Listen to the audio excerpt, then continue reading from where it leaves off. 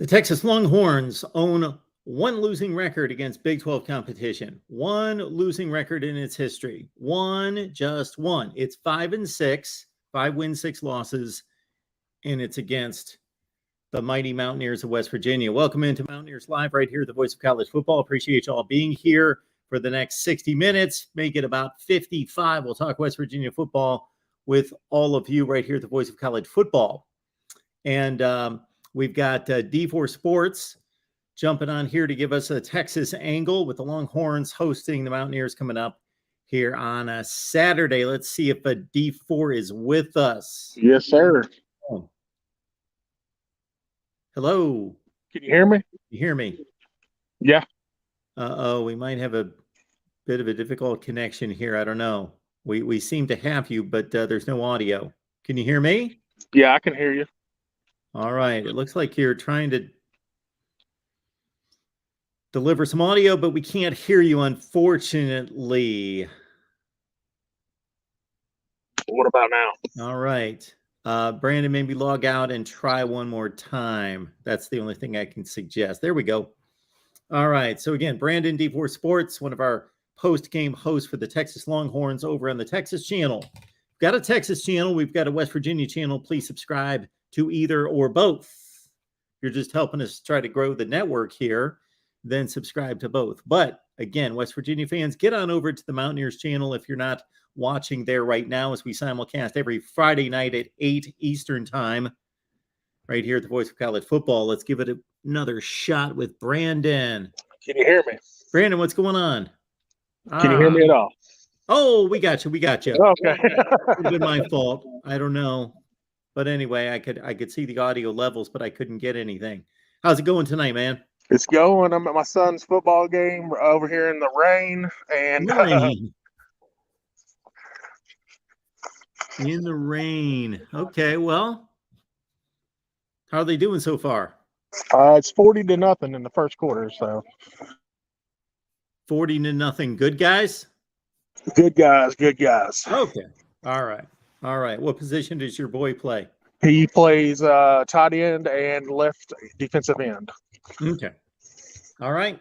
Very cool. Well, let's get your take on Texas football so you can get back to your boys' game. So, of course, they lose to Texas Tech in Lubbock last week. I caught the Red Raider comeback in that one, down a couple touchdowns in the second half and able to rally and beat Texas. So just your thoughts about what's going well and what's not going well for Texas right now. Oh, man, it's the battle of adjustments. Texas Tech made the necessary adjustments to get themselves back in the game, and we did not. And, I hate to hear it, but, Joey McGuire kind of said it best. He said that they would break, and I guess we broke. Yeah, so Hudson Card still at the controls. I was impressed with his play against Alabama when he was, of course, thrown into that game when Quinn Ewers went down, and he was hoppling around with a bad ankle in that game and still almost pulled out the win. By some accounts, probably should have been on the winning side. So what is your analysis of Hudson Card at this point? He's been serviceable. He had one bad decision against Texas Tech that resulted in an interception. But as far as that, I mean, he's ran the offense to his capability. And I just think with Hudson in there instead of Quinn Ewers, that it limits the playbook due to the lack of arm that Hudson has as opposed to what Quinn has. We're going to let Joey Foster jump in here, join the conversation. D4, just let us know when we need to let you go. But we want to talk a little Texas, West Virginia, and break it down here. Joey, what's going on tonight? Hey, looking forward to this game tomorrow night, man. Excited. Ready for this game. Yeah, you got anything for Brandon in terms of matchups? I do. Brandon, I've been watching some Texas shows today. I don't know how true it is, and maybe you know. I've been seeing that the players called a players-only meeting, and we're talking about the coaches at Texas, and maybe there's some problems there. Is that true? Yeah, I've seen several videos saying that, but I don't know where that's coming from because insiders that are a lot closer to the program said that they're rallying around everybody and the rallied around Bijan Robinson when he fumbled. And I don't know where that's exactly coming from because I haven't seen it personally. Uh, but as far as I know, there's no strife, no whatever. It's time to get back to playing ball as usual. So you think the players only meeting was just to really rally the troops and just get everybody fired back up and ready to go again after a loss to Texas Tech then? Yeah, I think that, it was kind of, I think it's going to be a shot in the arm as far as, trying to get back on the same page. Sarkisian said that the coverages and the pressure situation didn't really match up defensively. And, we ran into the same issue last year. We were up on Oklahoma, up on Baylor, up on Oklahoma State, and couldn't finish in the second half. And it was the same old story, different book when it comes to the Texas Tech game. Yeah, it's amazing how quickly things can swing in college football because even though you lost that game against Alabama, most people across the country, including myself, thought you outplayed the team. And, considering it's up against the gold standard of college football, that's actually a positive result, coming out with a 1-point loss on the final play of the game against what could be the best team in America. And then 2 weeks later, you're losing to Texas Tech after a 14-point lead. And then suddenly it seems to be swinging in the other direction. To get to more nuts and bolts matchups, the offensive line recruiting exceptional in the last class or so. A lot of new guys, young guys pressed into duty. So there was this thought that, hey, this is an extremely talented offensive line, could be really good down the road, but are they going to be good this year? I thought they held up pretty well against Alabama. I thought they had a nice game, but just haven't seen too much other than that one game in fourth quarter against Texas Tech. So what's your offensive line evaluation? It's always good if you don't hear an offensive lineman's name. And, Kelvin Banks was talked about a lot, our left tackle, true freshman, and then Cole Hudson, our right guard. But, you still haven't really heard much about Kelvin Banks because he's doing his job. And we just scored again. Sorry. It's loud in the back.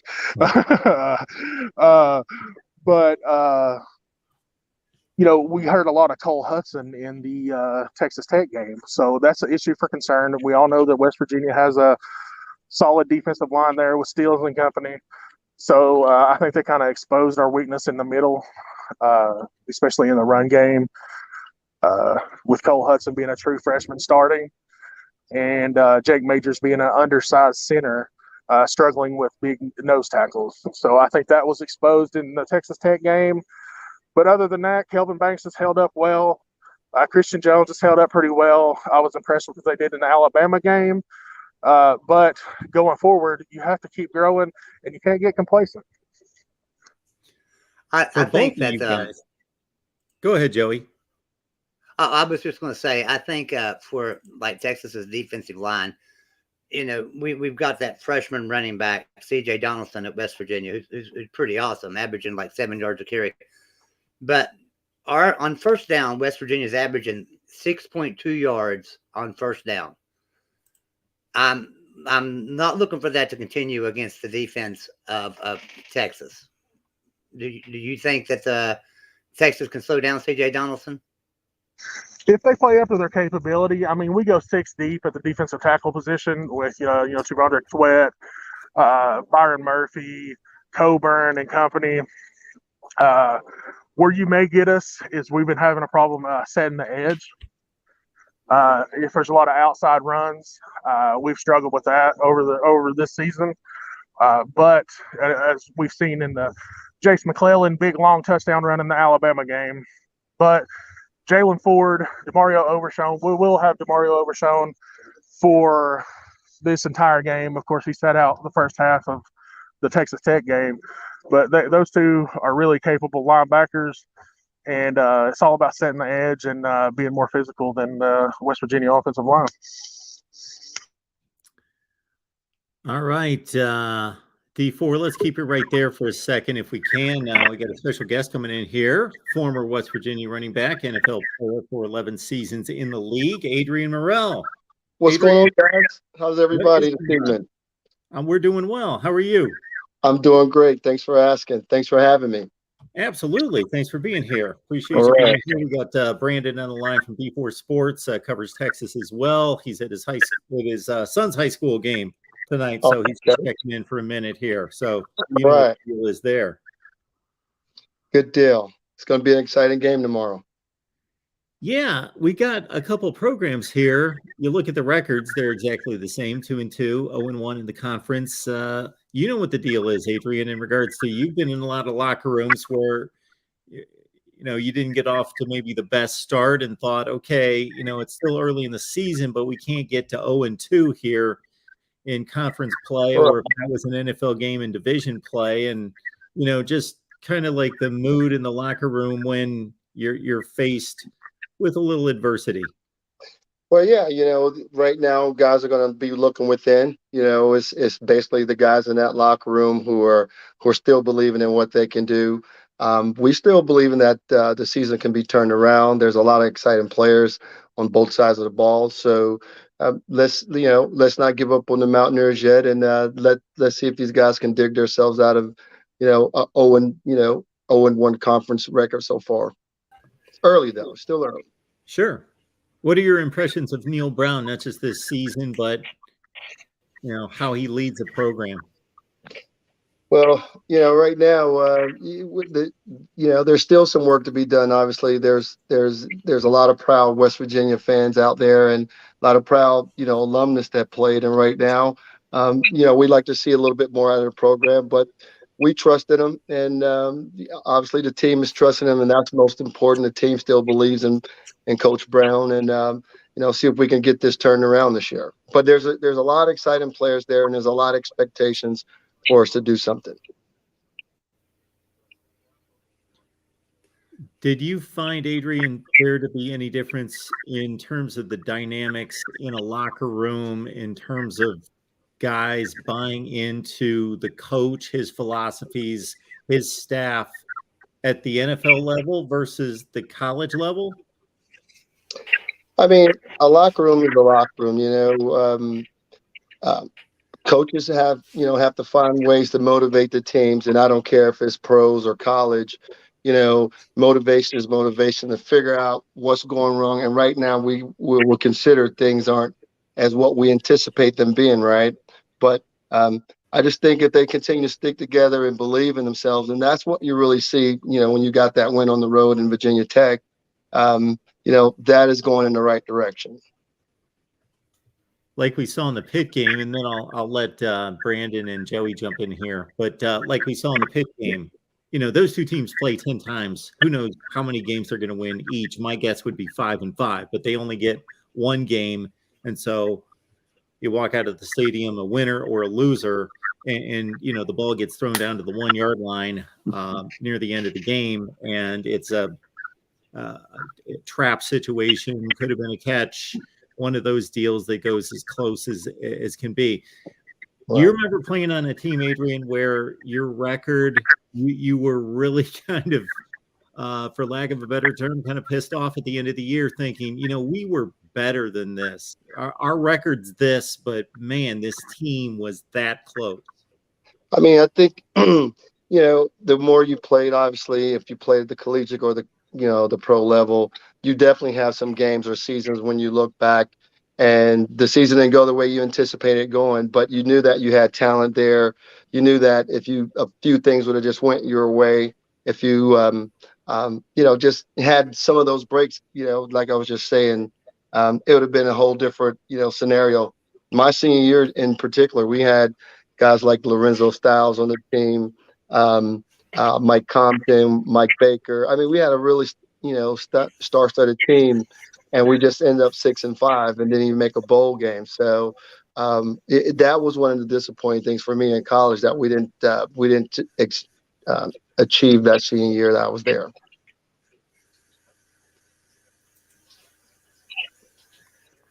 Joey, do you have anything for Adrian? I do, Adrian. How you doing, buddy? I'm doing good. How you doing, Jordan?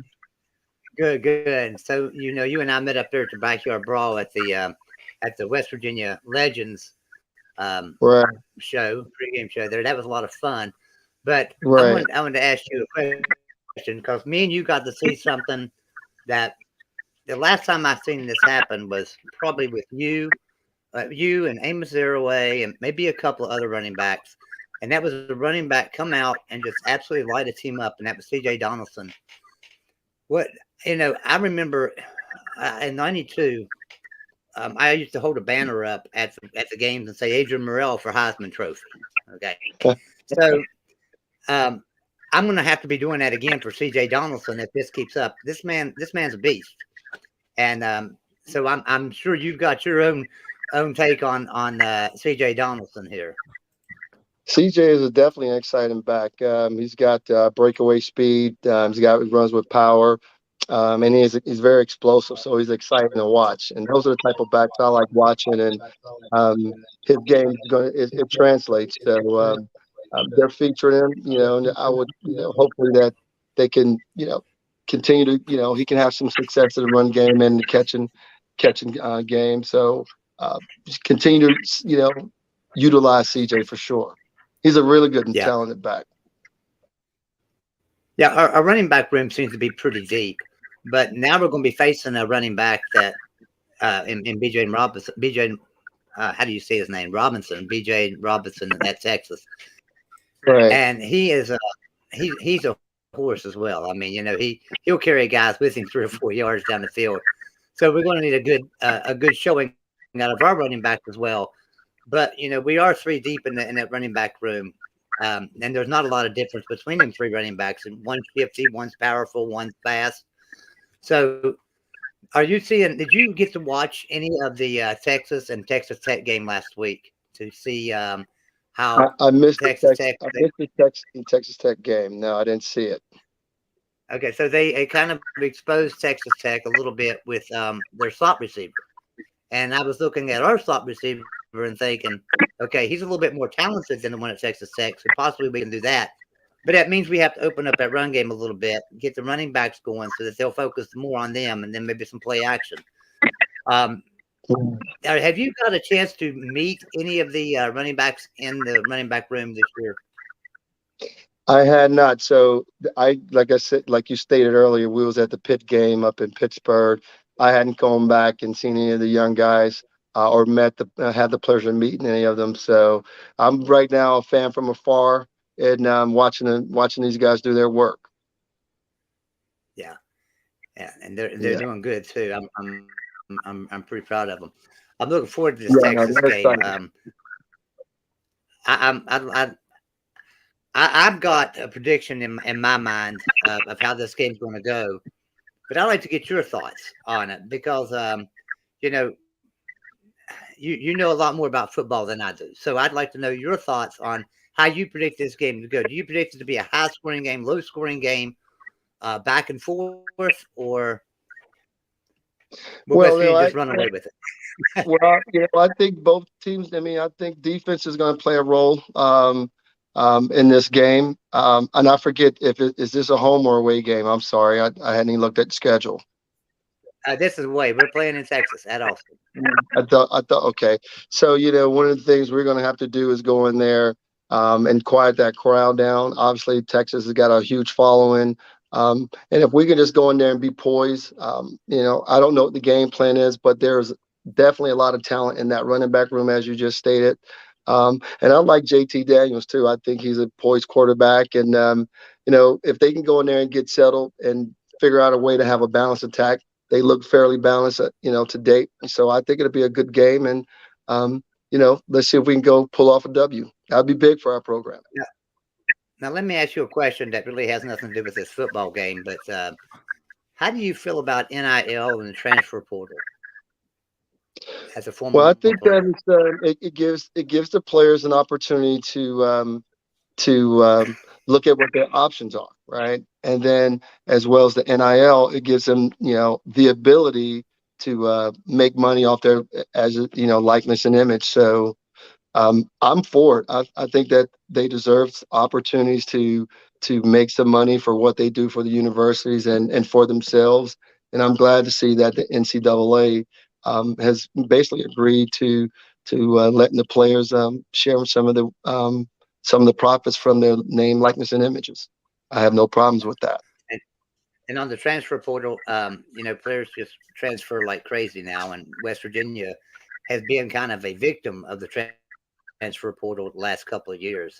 Of course, a lot of that has to do with a new coaching staff coming in and changes being made to the culture. Completely different culture now under Neil Brown than with Dana Holgorsen, as you can imagine. So I'm just wondering, what are your thoughts on the transfer portal? Did you like it when it was just like wide open and everybody was just leaving and going wherever they wanted to go? Or Well, actuality, when I played, you really couldn't go where you wanted to go. It's basically if that university allowed you or gave you those rights to go. I think this gives players equal ability to go in search of maybe an opportunity to play. But now we're talking about the NILs, so your guys are basically trying to figure out a way to maximize their ability on the field, which or court or whatever sport we're talking about, and they match those up with opportunities. So that's just kind of the nature of this new game, and I think it's definitely here to stay. And schools are going to figure out how they can get the players that they want to, and that's going to be a problem with coaches as well, with the boosters and the coaches. So I mean, there's a double-edged sword here, and it's going to be interesting to see how it plays out. So I'll tell everybody a funny story here about how Adrian and I met. So we were at the Mountaineer Legends pregame show, and there I was talking to Bill Wolfley, Brian Josviak, Mike Vanderjack, all them, and I even was talking to Major Harris. But I never got to speak with Adrian at all and things. We got on a bus, and we went over to the pit. We went over to the stadium. We got off the bus, and Adrian and I were just standing there talking, and I still didn't know who he was. I just didn't know. And so finally I introduced myself, and he introduced himself. He said, "I'm Adrian." And I said, "Oh my gosh, you're Adrian Morrell." And he said, "Yeah, that's me." Yeah. So, but I mean, we had talked for probably 30 minutes before I even introduced myself and got to know who he was. So, Adrian, I really appreciate you coming on the show here tonight with us. Joey, I had a blast, man. I appreciate you guys inviting me. I enjoyed being on the show. I'm definitely going to tune in and listen to a little bit more West Virginia football for sure. Well, Adrian, if you got a second, I got two more things for you. Just Okay. because I'm curious. So, in regards to your recruitment and you deciding on West Virginia, and then once you got to West Virginia, of course, we know that Mountaineer Nation is awfully proud of their state, proud of their football team, and very loyal. So, what do you think makes that school, the campus, the program, everything there unique and special? Well, I definitely like the fact that it's it's a college campus. It's not really associated with a big city, where there's a lot of things that are there to be offered. You got to know a lot of your fellow students or classmates, or so. It really was a environment where I think it really suits a college setting that I enjoyed for sure. I definitely enjoyed living in Morgantown, coming from Hawaii. Adrian, both on the collegiate level and the NFL level, what are your favorite, most memorable games? Well, there's a few games there I enjoyed it at West Virginia. There's one in particular that we didn't win this game, but it was the last game that we played Penn State in Morgantown. That was an exciting game. It was right down to the wire. It was on ABC. Brent Musburg was on broadcast, and so it was an exciting game, and that was one that was memorable for me. That just kind of rings a bell or sticks out. It's good. Yeah. Good night. Because that would have been your last year, and also Penn State leaving for the Big Ten the next year. Correct, and we really wanted that game. It was. You don't always win the ones that you want to win, but that was definitely a memorable game. But I also enjoyed playing a lot of the Maryland games. That was kind of the barometer for our season. If we beat if we had a chance to beat the Maryland team or University of Maryland, it tends that we'll have a good season. So I enjoy playing those games too. On the NFL level. Oh, okay. There's one game in particular.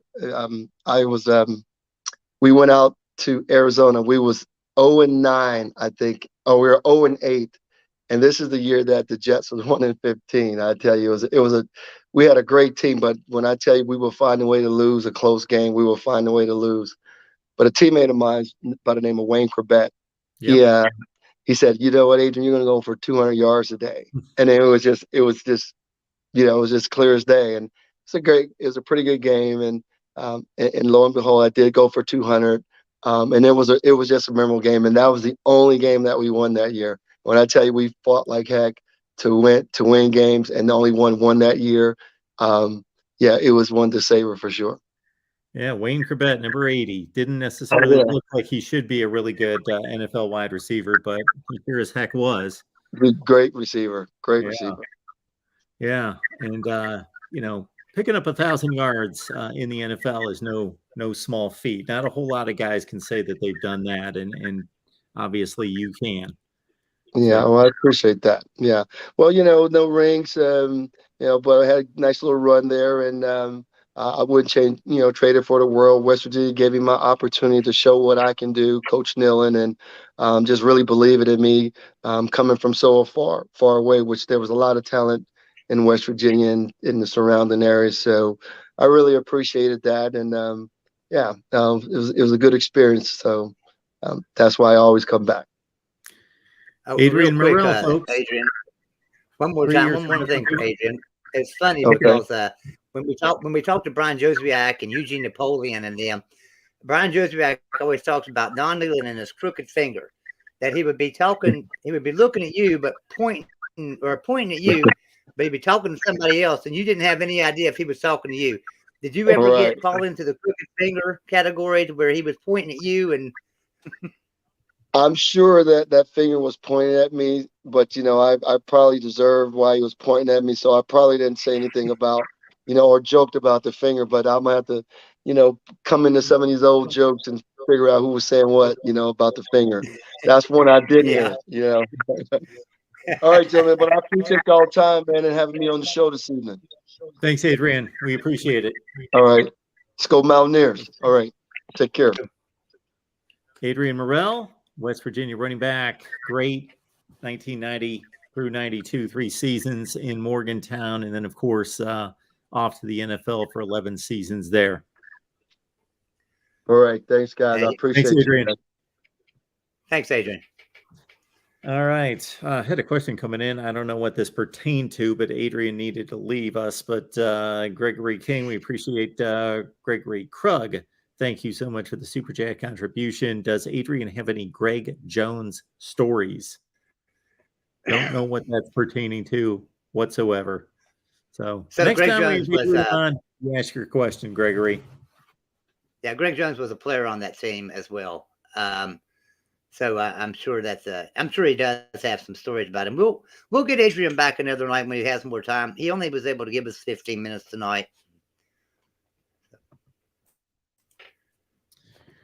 Well, Joey, this team's at a place where there's a bit of a crossroads there that they played really well last Friday night against Virginia Tech. So that's encouraging, because not that Virginia Tech's that good, but West Virginia did to them what you would expect a good team to do, and that's pull away in the second half and leave no doubt.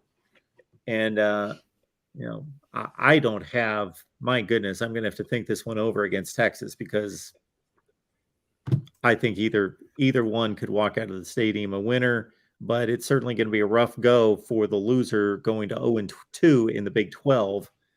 So this is a big one. Yeah, it is a big one for both teams, and it's a really big one for Neil Brown as well, because Neil Brown, he really can't afford to lose another game this early in the season, because the fan base in West Virginia is already upset about losing to Pitt, losing to Kansas. Not so much Pitt because the fashion that we lost. It was a great game, but the loss to Kansas really hurt the fan base here and their support of Neil Brown. Now, has a lot of us come back since Kansas has shown to be a pretty good team, going to Houston and beating Houston and then beating an undefeated Duke team. And this week, if they can beat Iowa State tomorrow, that'll give a big step too. So West Virginia may be a great team that just lost to a little bit better team in Kansas and Pitt. We don't know. This should be a great measuring stick for West Virginia tomorrow to see just how good our program is and how far the climb we are, because he always says, trust the climb. He's been saying trust the climb since 2019 when he got here. And he said that because we lost so much production off the 2018 team. And then we had a lot of transfers in 2019, a lot of transfers in 2020. He didn't get to recruit in 2019. So that put us behind. Then in 2020, we had COVID, so he didn't get to recruit very good again. So that put us behind. So Neil Brown has his 21 class and his 22 class. And he's coming along real well. I think that this game tomorrow will be a good measuring stick about how far we've come. And especially now, West Virginia is the only program in the Big 12 with a winning record against Texas. And they're also the only one with a winning record in Austin. They're 4-2 in Austin. So I think that we can go down there and get a win, still a win. But it's going to take a great game, just like Texas Tech played a great game last week. Their quarterback was on mark with every pass. It was really a good game.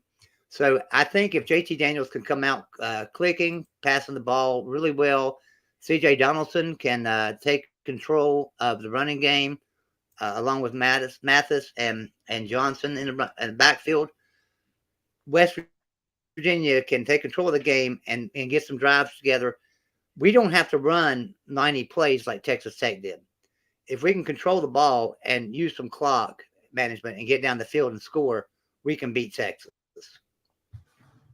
And nobody turned the game off because both of these teams have blown 2 touchdown leads in the last couple weeks.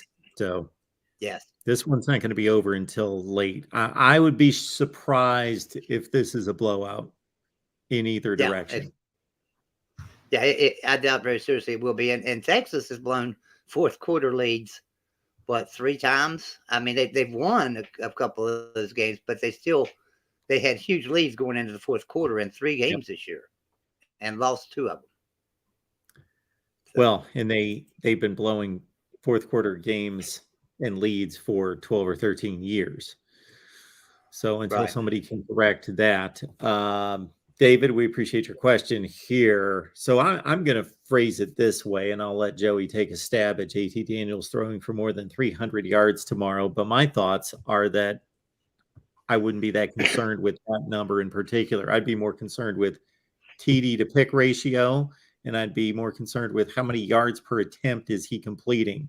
Is he, picking up 8, 9, 10 yards per attempt and hitting on 65 to 70% of his passes. But 300 yards, that shoot, if he throws for 350 or 400, that could be either this is a great game down to the wire, or this could be, well, they were behind the entire second half, so he had to chuck it every play. Yeah, and he's not done that yet. So I don't look for that to happen. I look for him to have maybe 225, maybe 250 yards passing. West Virginia has been more or less a run team and been pretty dominant on the line. Our offensive line has done so much better this year over last year. We still have some weakness at the right tackle, and that concerns me against Texas. But it also concerned me against Virginia Tech, because Virginia Tech has some pretty good edge rushers, and we were able to stop them. They did get a couple of sacks on us, but for the most part, we held Virginia Tech, to where we could rush the ball pretty good and give JT Daniels time. We need to do that same thing against Texas. So I just think it's going to come down to being able to have some ball control, not getting turnovers, no turnovers. That we need to create turnovers instead of giving up the ball. Last week, Jacoby Spells had a big interception, running back for a touchdown against Virginia Tech. He's a true freshman. He was a 4-star recruit. He's out of Miami. Miami wanted him. Florida State wanted him. I think Florida and Georgia as well. West Virginia got him. So it was a big pickup for West Virginia to get a player like Jacoby Spells. He got in the game last week, and all he did was intercept the ball and run it back for 6 points. So will he play good this week? We need him to. We need every player this week to play well. But so does Texas. That's key. Is both teams are going to have to play really well to pull out a victory. And if both teams are playing extremely well, we're going to have a very close game all the way to the wire. So that's just how I feel about that. Kenny, you might get on Jacoby's bad side if you leave off the L in his name. Jacoby Spells. Yeah, he was a top 25 cornerback out of Fort Lauderdale. So he's got a bright future as just a freshman with a pick 6 already. Yeah. So good for him. And I just think that, all right, so is Quinn Ewers going to start? So we don't have any idea if it's going to be him or Card. And I think that's going to make a big difference in this game as well. Quinn Ewers, if he starts, is he going to be rusty? Coming back after just what he played 2 quarters this year is all he played. Am I correct? 2 quarters before he got injured. So will he be rusty? Will he be timid? Will he get back in the pocket and panic because maybe somebody's coming around the edge and he don't want to get hurt again? That's what I look at there. But then Card has done a pretty good job for Texas as a backup. But Quinn Ewers is the quarterback that I'm more worried about. Yeah, the first time I saw him was that 1 quarter play against Alabama. I didn't see them blast Louisiana Monroe the previous week, and I thought, man, for all the hype that this kid got, and he's only played 1 game, and he's got to face Alabama on national TV, and everybody's watching, and boy, he responded. He looked the part. He looked like the number 1 quarterback coming out of high school. Yeah, he does. He does look the part. And, I have to hand it to Texas with their recruiting. That, I mean, my goodness, they have so much talent that it's actually a mismatch for them to play anybody in the Big 12 when it comes to talent, except for maybe Oklahoma. And for them and they've been that way for years, and just been down. And I don't know what the problem is. I call it a culture problem at Texas. I call it the regents or the boosters coming in and trying to be the coach instead of the coach being the coach. You don't know what it is, but I'm really hoping that Texas can come back, because Texas being a blue blood, I think we need our blue bloods to play good football every year. And when they're down like they have been against Texas, the win don't mean as much. It just really don't. We beat Texas the last couple of years, and it's great to beat them, but it doesn't mean as much as if they were like in 2018. They had a great team, and they were 6-0 or 7-0, and we were as well when we went to Texas and played them. Great game. We beat them. Final play of the game. So that's the kind of Texas team we need, and we need that West Virginia team back as well. And I think that West Virginia team is making the comeback.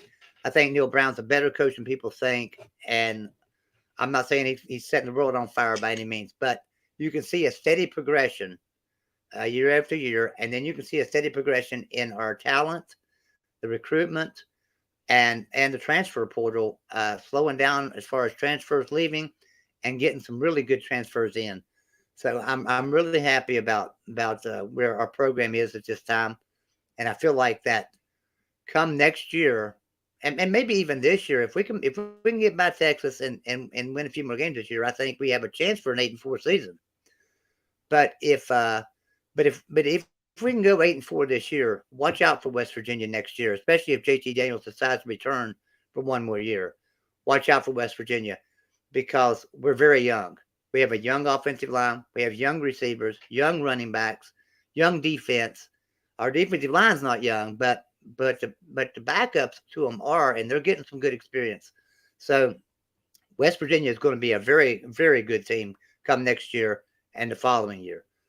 And if JT Daniels will come back, we'll be even better. So,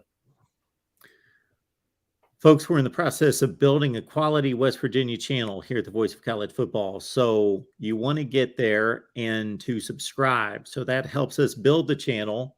That also helps yourself, because I think you want us to stick around and continue to build a Mountaineer channel here at the Voice of College Football, because we've got myself and Golden Blue Dude, got Travis Kenobi, Coos Walker, and we got Joey Foster. And Joey is amazing in bringing in a ton of great guests. And so we want to provide content for you on a weekly basis and multiple times per week throughout not just the season, but into the off season. So please subscribe to our West Virginia channel and let everyone know that loves West Virginia football that we are there. And I will also say, as I do every time we are in the process of building a channel, even if you don't like West Virginia football, if you like what we do here at the Voice of College Football and want to help us grow the brand and build out these channels, go subscribe to the West Virginia channel. I'm going to find the link. I will leave it in the live chat, so you can just go right to the live chat and find the link and go right there and subscribe. Because even if you're a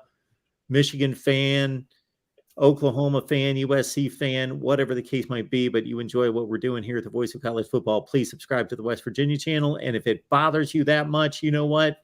As soon as we get past 1,000, go ahead and unsubscribe. But for right now, get us to 1,000. I put the link to it. We're about 300 away. I put Thanks, the link Joey. to it in the private chat there for you. Okay. I can't Thanks, get into the chat, but I did get the link for you in the private chat. Beautiful.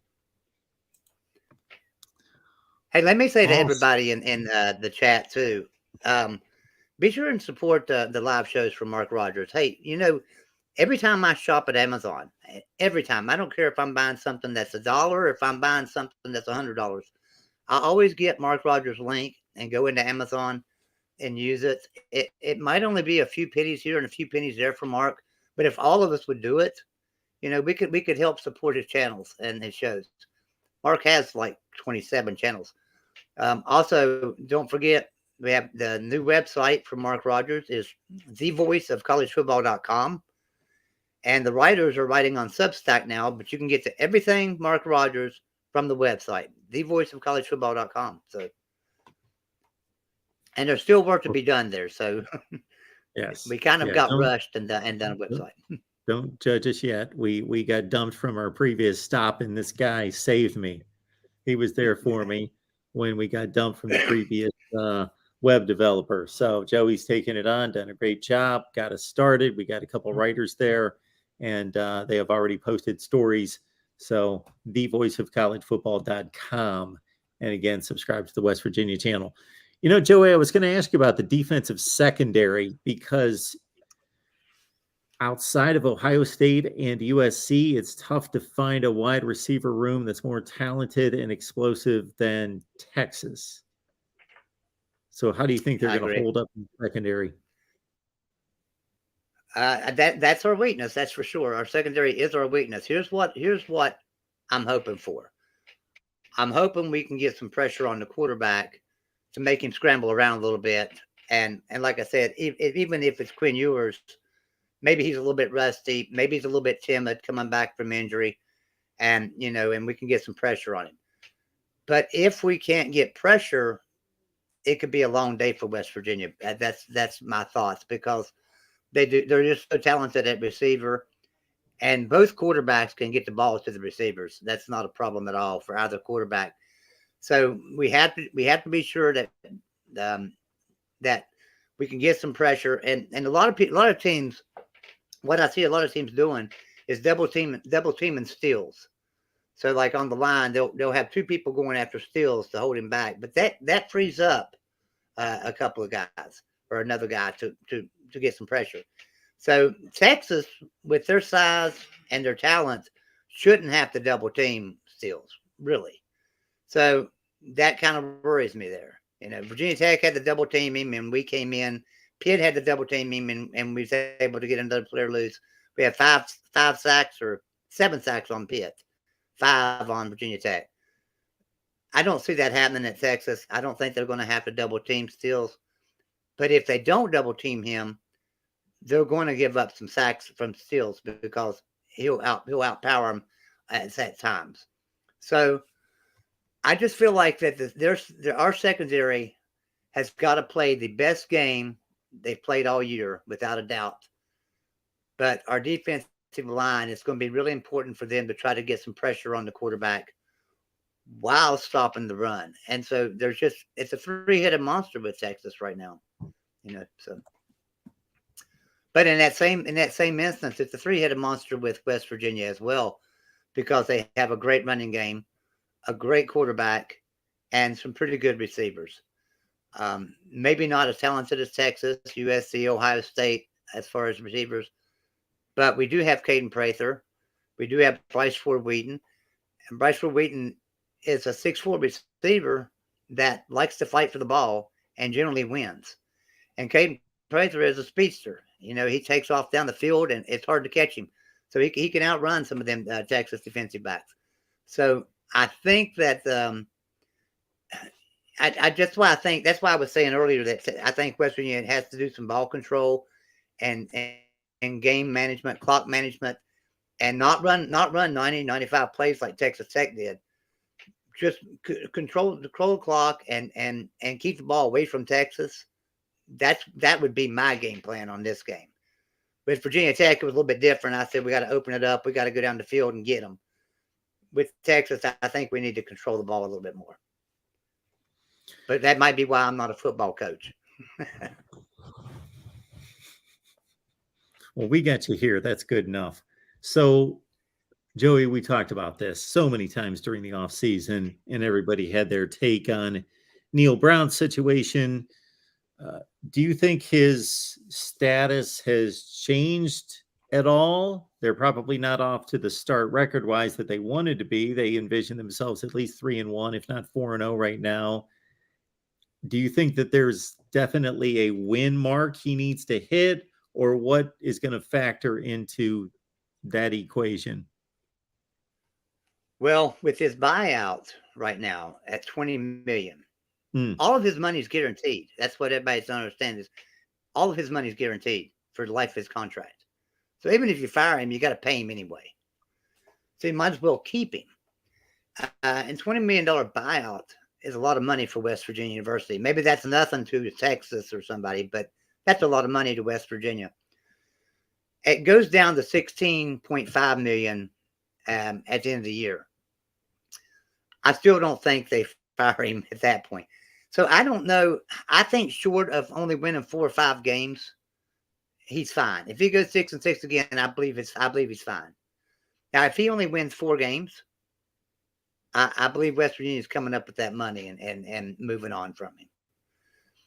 But I think 6-6, they're going to say, well, we're going to be out the money anyway. Let's give him another year, because his recruiting has been fantastic. His recruiting has just been phenomenal, and you can see improvement in the team. And just he was left with absolutely no talent when Dana Holgorsen left. So it's taken him a couple of years to get that talent in there. So I think one of his big downfalls and what hurt him is he did not bring an offensive coordinator in until this year. He thought he could run the offense because he's been an offensive coordinator everywhere. Problem is, West Virginia is not Troy. He was able to do that at Troy, but in a Power 5 team, there's so many other commitments you got to do. So he wasn't able to do it. So I think the smartest thing he did was bring in an offensive coordinator, especially an offensive coordinator like Graham Harrell, because Graham Harrell's the type of offensive coordinator that West Virginia is used to.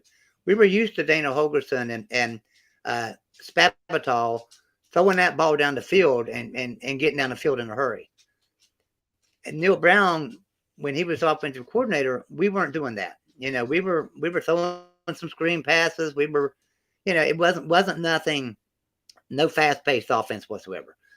So bringing in Graham Harrell has helped because it made the fan base say, okay, finally our offense is back, because they were so used to seeing a fast-paced offense. I think the same thing if you had Don Nehlen there right now, they would be like, what's going on? Where's our offense? We have no offense, So Brent, we have to have a fast-paced offense now. I think it's kind of what the fan base expects. And so they're pretty happy right now with their offense. They've been happy with our defense. Our defense has always looked pretty good since Neil Brown got there. Jordan Leslie, our defensive coordinator, is doing a pretty good job. So I think that now we finally got the pieces in place to become a good team and start growing each week. Getting by Texas this week will be a great step to move on with our season and take on Baylor the following week. And I just think that this is a big game for both teams. West Virginia needs to win this game and not start off 0-2 in the conference. And then because Baylor is going to be a tougher team than Texas is, in my opinion. Now Baylor's got to come to Morgantown to play, so that's going to be a difference. Baylor's never won in Morgantown. And West Virginia doesn't lose in Austin. That's something I've been trying to point out on a constant basis. West Virginia does not lose in Austin. So can we go down there and get a victory? I think so. I think the line's way too high on this game, 9.5 points, according to where you look. I think it's way too big of a line. I don't think, I honestly think the line should only be like 3 points. I think both teams are pretty talented. So I think that Neil Brown will be fine this year, so long as he can go 6-6, 7-5. But 4 wins or 5 wins, that could cost him his job. The fan base would just be demanding. Join us right here for West Virginia, Texas post game immediately following the Mountaineers and the Longhorns right here with Country Roads Podcast. So that's right here, the voice of college football, either on the West Virginia channel or on the main channel. We've got a simulcast for our West Virginia post game after the ball game immediately with Country Roads Podcast. So catch them Saturday after the game. Be back here next Friday, 8 o'clock Eastern Time, West Virginia Mountaineers live right here at the voice of college football. Bring some friends with you. Right, Joey? Appreciate you being here. I've seen a comment about West Virginia averaging mid to high 30s is that the standard in Morgantown.